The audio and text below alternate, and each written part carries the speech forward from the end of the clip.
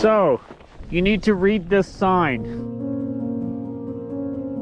On the night of April 23rd, 1982, Stuart Garbowitz and Harold Novak checked into the Grand Lebacan Lodge in Lake Tahoe, California.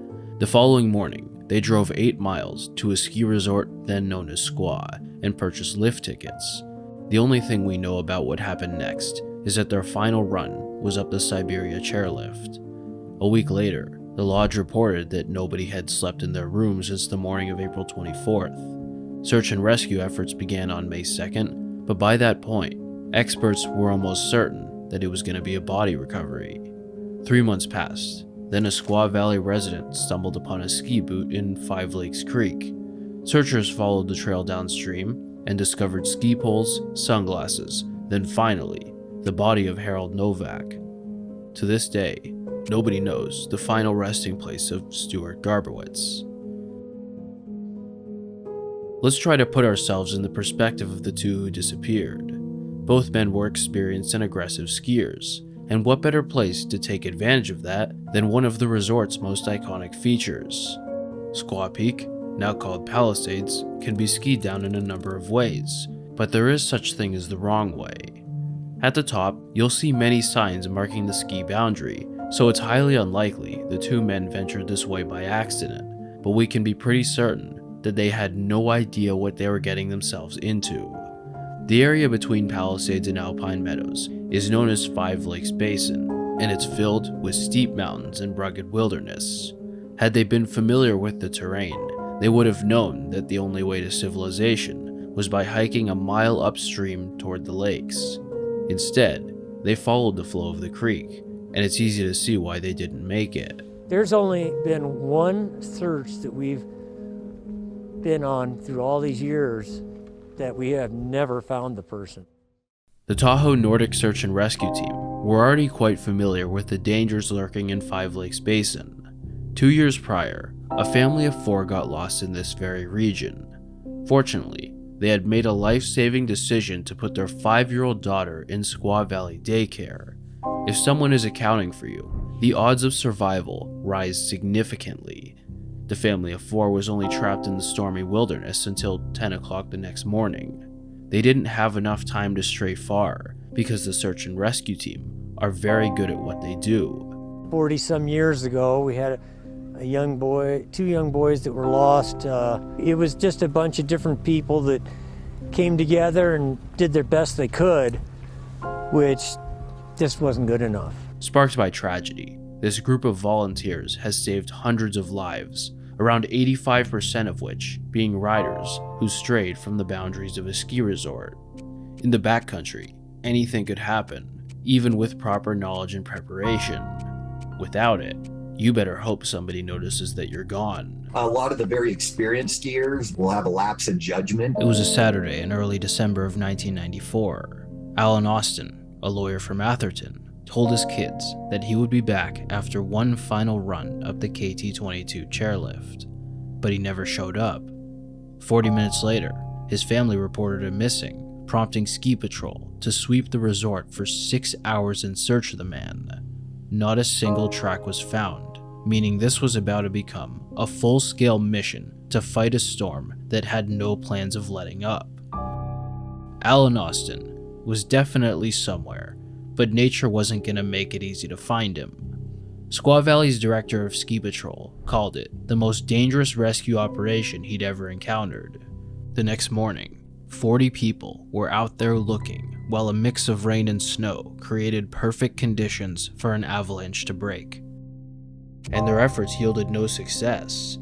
By Monday morning, chances of the man being alive were looking dismal. Most people will only survive the first night before hypothermia, dehydration, and delirium catch up to them. Worse yet, areas close to where he exited the ski resort had already been searched, so not finding any trace could only mean that he'd ventured into Five Lakes Basin, just like several others before him.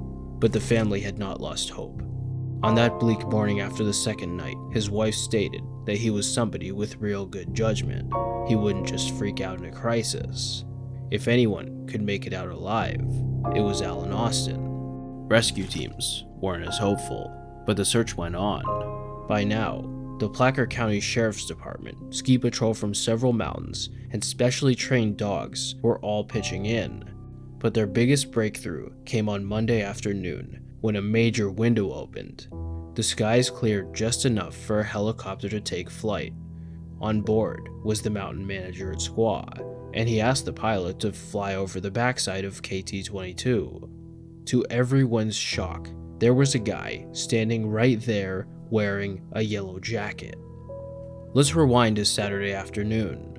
Alan Austin was on his final lap of the day, and once he reached the top of KT-22, conditions had deteriorated. He couldn't really see where he was going, but soon enough, he encountered what felt like paradise. A massive patch of fresh powder, way too much of it, and then he fell and lost his pole, just as the winds started howling. He knew he was in big trouble. The conditions were a total whiteout, and the snow was way too deep for him to walk. Many people would panic in this situation, but just as Austin's wife had predicted, he remained calm. He thought about trying to ski to safety, but he recalled reading that his best chance of survival was to hunker down. He eventually found a snowdrift under a tree and dug out a cave with his hands. He even reinforced it by weaving sticks to create a makeshift door. This is a textbook example of what you're supposed to do. The more you stray from where people last saw you, the harder you are to find. Unfortunately, the location he chose for shelter was a bit too hard to find. Searchers passed through the area without spotting him, and the longer he stayed, the colder he got. To keep warm, he kept moving around despite his ever-shrinking energy levels. His mind filled with thoughts of how much he hated what he was putting his family through. The only way to make it right was to survive. As the conditions began clearing up, he started walking in and out of his shelter at various intervals, in hopes that someone would spot him. And that's exactly what happened. With some crafty piloting, the helicopter got close enough to the ground for a ramp to be lowered. Once the man boarded the aircraft, exhaustion hit him like a train. Alan Austin was stranded in the elements for almost 48 hours and survived to tell the tale. 4 feet of snow had fallen since he went missing. His story is miraculous, and an important lesson that basic wilderness survival skills could be the difference between life and death. He was not the first one to fall victim to the Squaw Alpine side country, and he wouldn't be the last. 2 years later, a man who went missing from Squaw Valley was found almost 8 miles outside the ski resort boundary after 13 hours. He was asleep in a camp he created when rescuers arrived at 3 a.m. In 1999, a snowboarder got lost overnight in a snowstorm before getting rescued. Then 2 months later, it happened again. This time, the boarder had stepped onto a thin sheet of ice and fell through, getting submerged up to his waist. Eventually, he clawed his way out, then proceeded to survive 2 nights in the frigid wilderness by building caves and eating snow to stay hydrated. A year later, 2 men were skiing at Alpine Meadows and went beyond the boundary signs toward the creek. One of them hiked back up and was found by ski patrol 2 hours after the lifts closed. The other was located at 3 a.m. Every year, someone finds their way into Five Lakes Basin.